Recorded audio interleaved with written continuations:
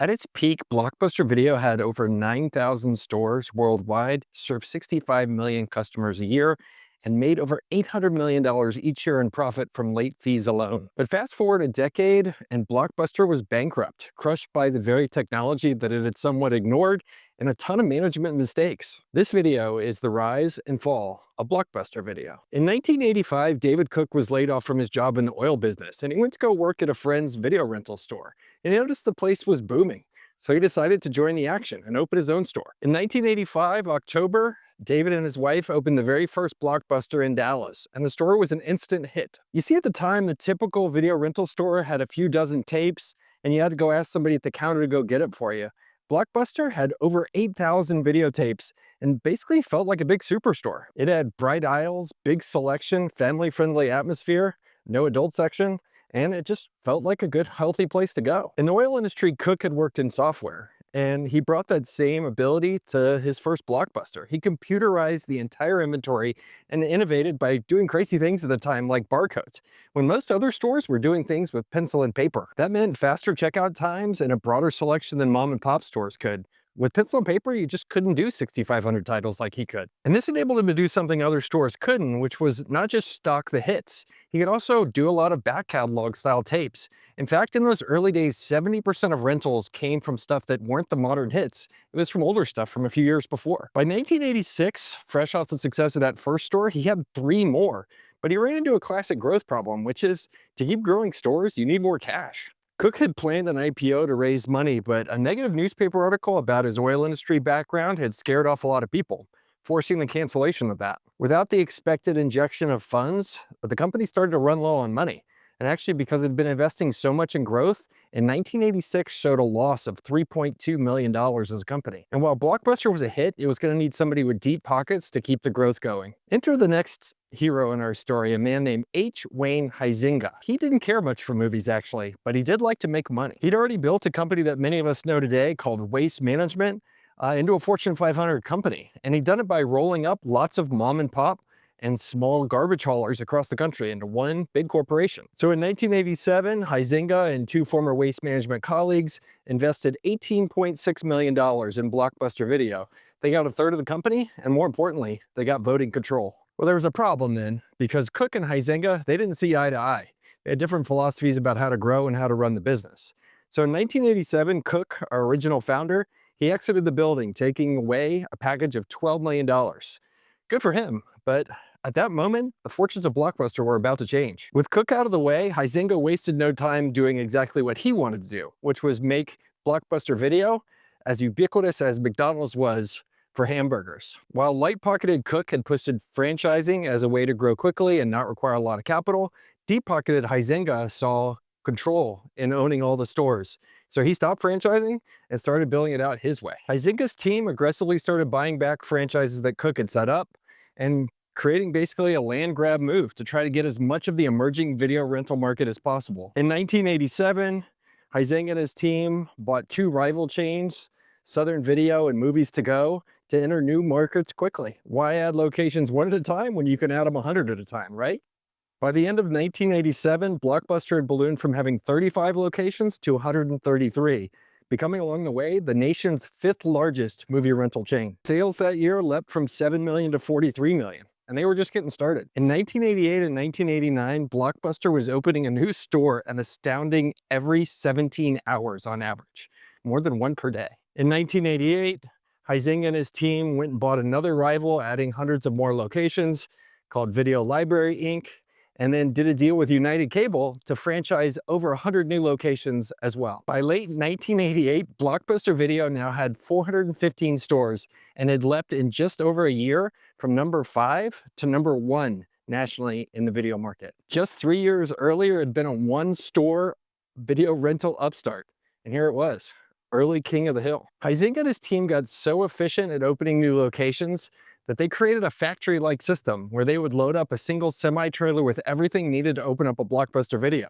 They would ship it to a new town, and their crew there that they had just hired would open up a store in a matter of days. Heisinga also brought a number of the tactics that he had learned from his garbage days. If a local competitor wouldn't sell out to them when they wanted to enter a new market, he'd just fill their market with tons of new Blockbuster Videos.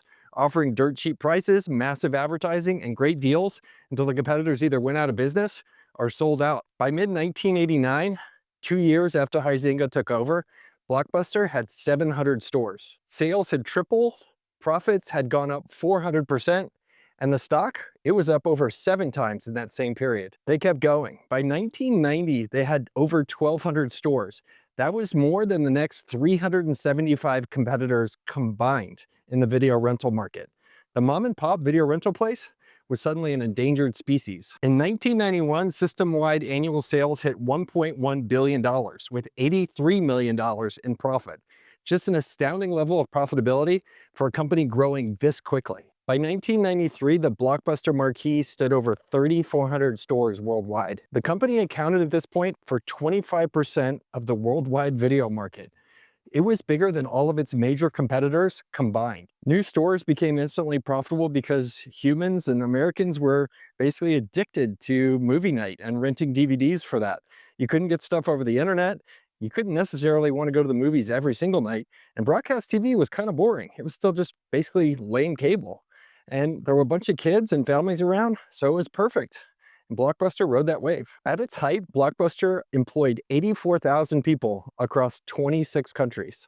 But a big part of that profitability came from something we all, well, hated, which was late fees. Customers hated being charged $10 a day for returning their videotape a day late on a $3 rental. But Blockbuster, they loved it all the way to the bank. By the late 90s, Blockbuster was earning over $800 million a year in profits from late fees alone. By the late 90s, the company was feeling invincible. I mean, how could you not feel like you couldn't lose given the amount of dominance they had created? So they started looking for other ways to keep growing and keep the train going. Heisinga started dabbling.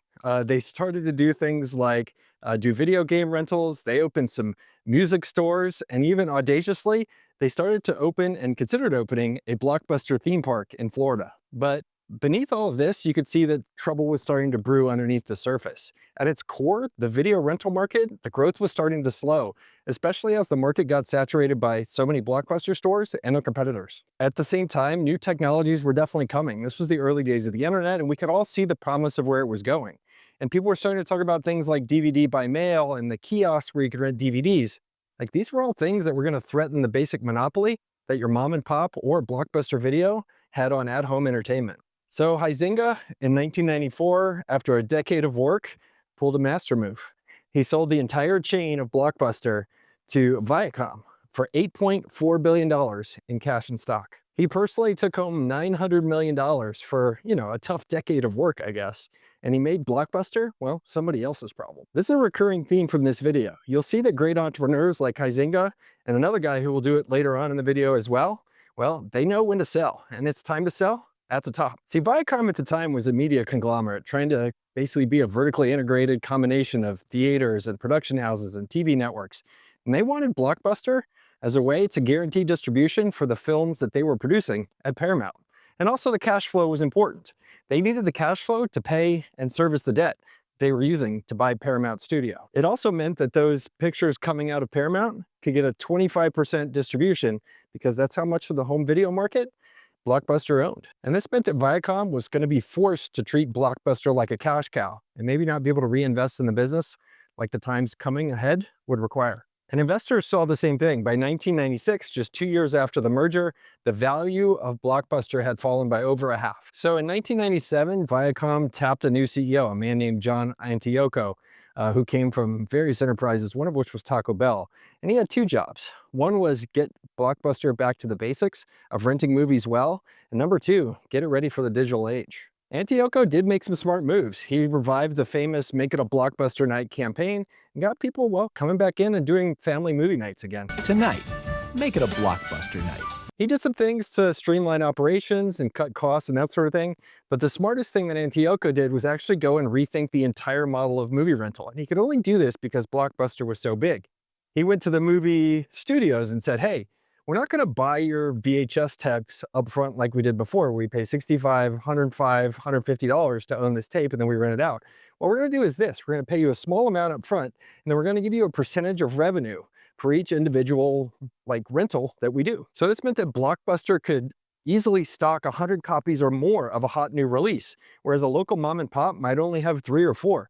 And this solidified Blockbuster's availability of the really hot movies that everybody wanted to watch. Blockbuster in 1998 actually swung to a profit. They made $54 million that year, which was pretty awesome compared to the fact they lost $318 million in 1997. But while they were rearranging the deck chairs on the top of the Titanic here, and Antio was making good moves, they still weren't changing the direction of the ship in face of the icebergs that were dead ahead. You see, in 1997, a little startup called Netflix had started up, and they had started to send people DVD rentals by mail with no late fees, and people could keep the videos as long as they wanted. Burning cash, in early 2000, Reed Hastings, CEO of Netflix, actually approached Blockbuster and tried to sell their business to become the digital vision of Blockbuster Inc.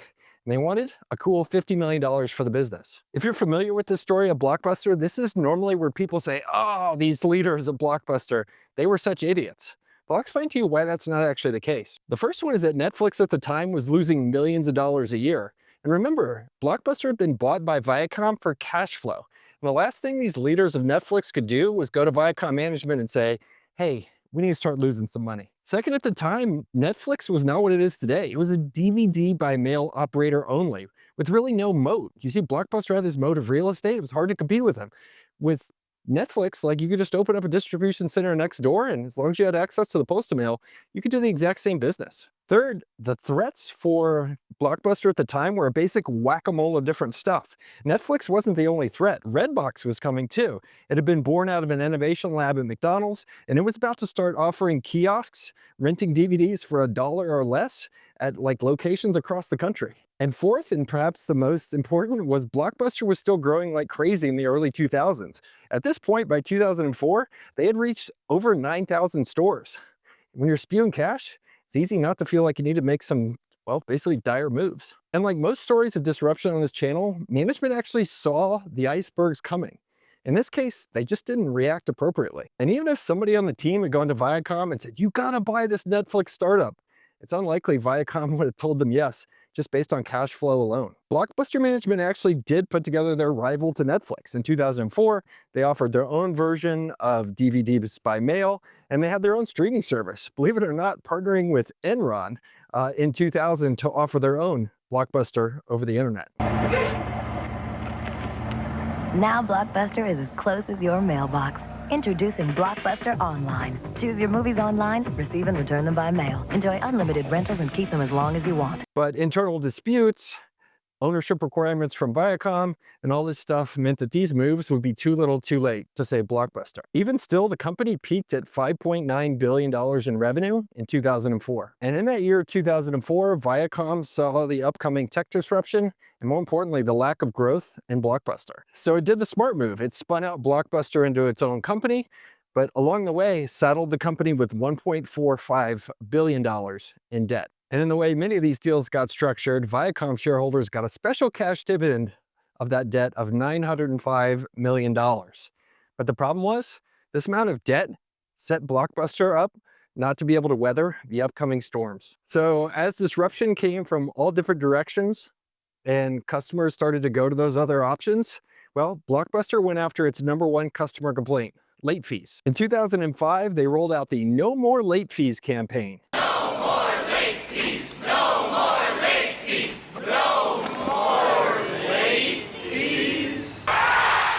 But it was filled with so much fine print that it angered customers, and 47 states' attorneys generals sued Blockbuster over their business practices around it. So in a desperate move to win customers back in 2004 and 2005, the company dumped over $400 million into two initiatives. One was a DVD by mail initiative, and the second one was getting rid of late fees for good in an effort to win customers back. But there was a problem. Late fees were between 15 and 17% of their total revenue. For a while in 2006 and 2007, it looked like they had solved the problem. They had created the Blockbuster Total Access Program, which allowed you to basically rent DVDs by mail and then return them at your local store and vice versa.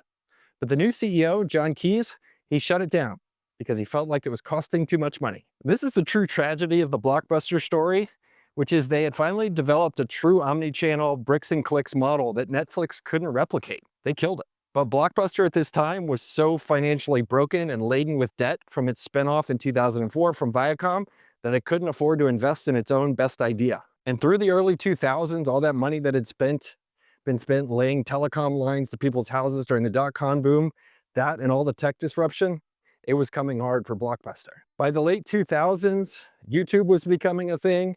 Netflix was offering online streaming and phasing out their DVD by mail business. And from the bottom, you have Redbox renting DVDs outside of virtually every retailer in the United States for $1 a night. Then the Great Recession hit in 2008. Consumers pulled back from spending or traded down, and suddenly Blockbuster was left with all these expensive staff stores while customers weren't coming in and spending. Blockbuster, which still had the $1 billion+ in debt left over from the time it was spun out from Viacom, well, it was finding it hard to make debt payments at the time. So in 2010, Blockbuster finally threw in the towel, filed bankruptcy, and they had over $900 million in debt on their balance sheet. The once mighty giant was broken up and sold for scraps when a satellite TV provider bought the Blockbuster chain for a paltry $320 million. By 2014, virtually all the Blockbuster stores were gone, save a few franchises here and there. The obvious lesson from this story is tech can create businesses and destroy them just as fast. And you see that's what happened to Blockbuster.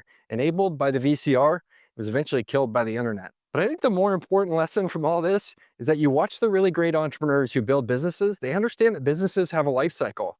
And if you're going to make the most money, like Wayne Huizenga did and Sumner Redstone did of Viacom, you got to figure out when you're at the top, and you got to figure out when to cut your winnings and take your chips home. And both of those guys did that, and that's a great lesson for all of us. If you enjoyed this video about Blockbuster, check out this one by my friend Connor Gross. He did one recently about the franchise network of it. I think you'll find it fascinating. Catch you later. Let me know what you think in the comments below. Bye.